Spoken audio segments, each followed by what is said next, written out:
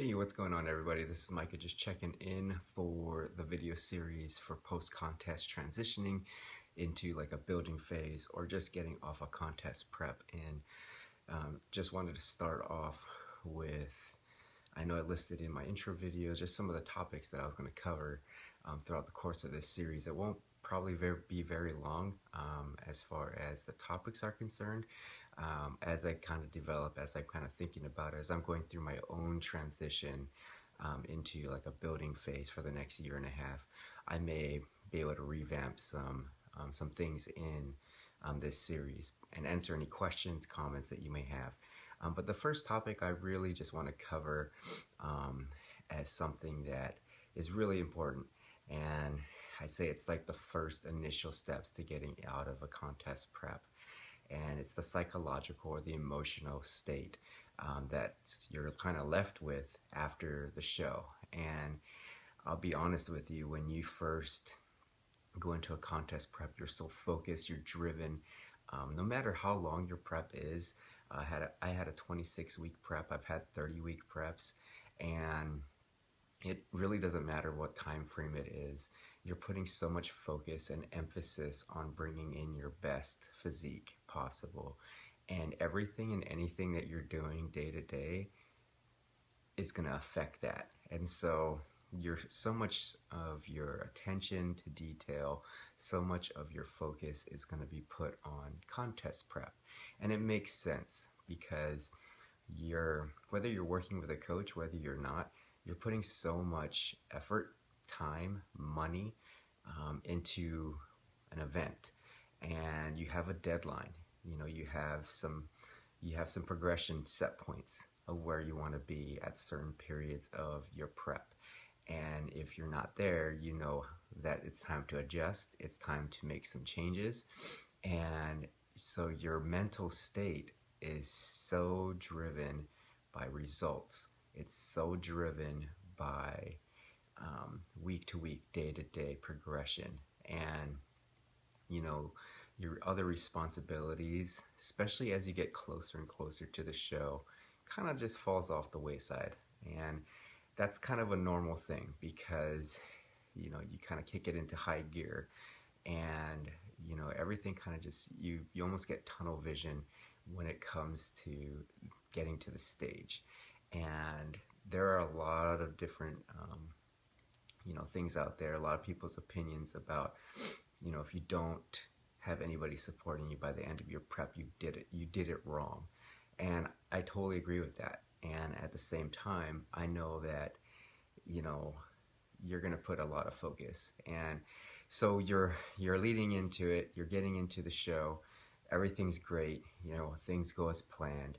You get your placing, you step off the stage, and then boom, you go to the after party, you start seeing you get this, you're on this high, and this is like the most this is this climax of everything that you've done, all the effort, all the meals that you couldn't eat, all the things that you wanted to do during a prep, outside of just prepping. And now you start thinking about things, you start reflecting back, and this is a good thing. You want to reflect on how your progression is. And then after that after party, after you get a good night's rest, finally, you wake up and you're still thinking about things. You're still thinking about the day, how it went by so fast, how you got to meet a lot of people, everything that led up to that week. You went to peak week. You're kind of just like going back with so many of these memories.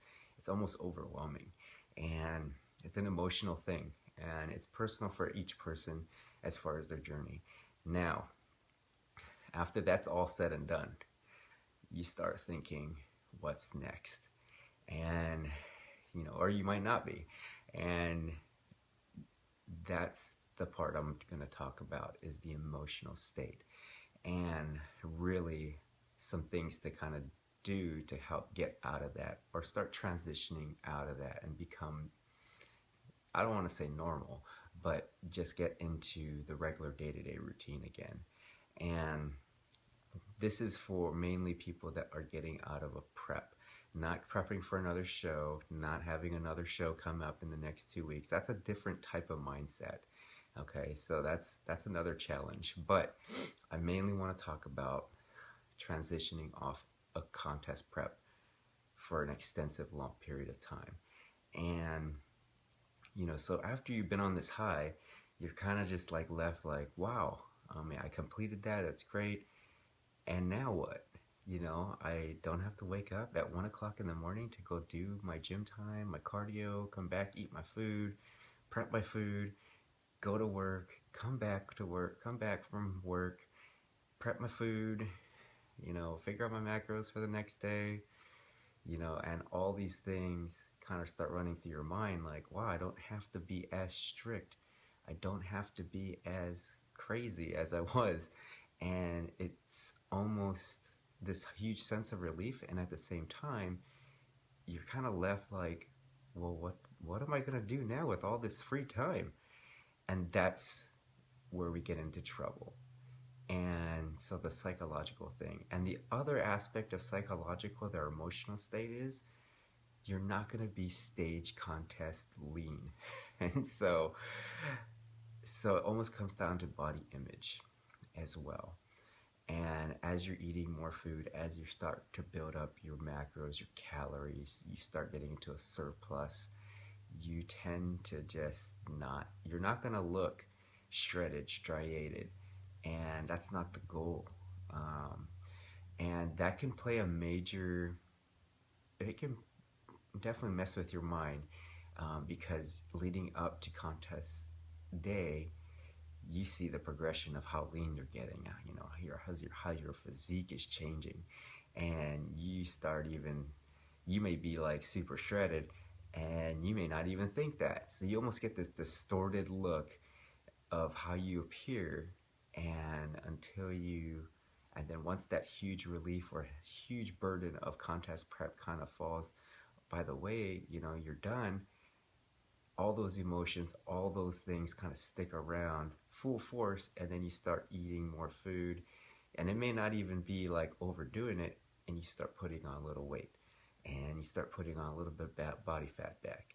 You start getting closer to your set point or your happy medium, your homeostasis weight, and you start freaking out, and you're like, oh no, I need to start dieting again, or I need to start prepping again, like I need to do that. And here's the thing, you're not the only one that thinks that. Everybody gonna goes through this little stage, whether it's like a short period of time or this extensive period of time. People will begin to freak out when they start seeing the pounds on the scale kind of go up, the physique not looking as striated, and it just messes with your mind, and you're almost in a fragile state. People don't realize that as you're increasing food after a prep, it doesn't mean it fixes your emotional state. It doesn't mean it's going to fix your psychological side of things. It's going to help repair and get your body where it needs to be as far as homeostasis, but it's going to take a little time, especially if you're on a long prep. It may take a little bit of time before your internal health returns back to a happy medium where it's working efficiently. It's not trying to just stay alive at this point, and it's happy. And you're going to notice that after a while, you're going to start realizing that things are starting to shift, and things are actually, you're going to feel normal. But some things to kind of think about is, number one, leading into those last couple weeks of prep. I know it's game time and everything, but think about the things that you're wanting to do after prep. Is it another show? Is it, I'm done, I'm gonna take some time to build up some of the my physical attributes or other focuses of life? What is my plans after a prep? And once you write that down, start planning for it, and start making a list of things that you're gonna do to help set up goals. So that's the thing. I wanted to tie psychological, emotional, into goal setting.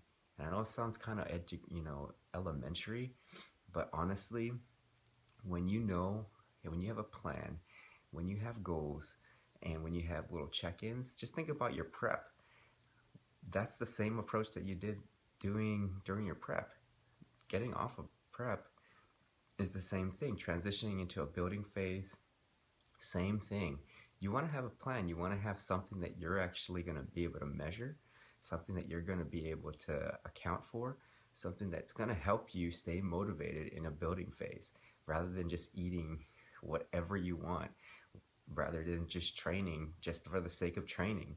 Have a plan, because this was something that was told to me, when I first started, by one of my friends, Antonio. He said, to have a successful prep, you need to have a successful off season or building phase. And that just struck, it makes sense. It just struck me. I was like, yeah, that makes sense. I mean, if you want to do really well in a prep and show off what you've done in the off season, you kind of have to have a plan in your off season or building phase.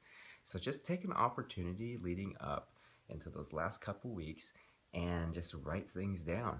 What am I wanting to accomplish? What am I wanting to do throughout the course of transitioning off my prep? Do I want to get stronger in the gym? Do I want to look at building up my strength in the big three, the bench, the squat, the deadlift.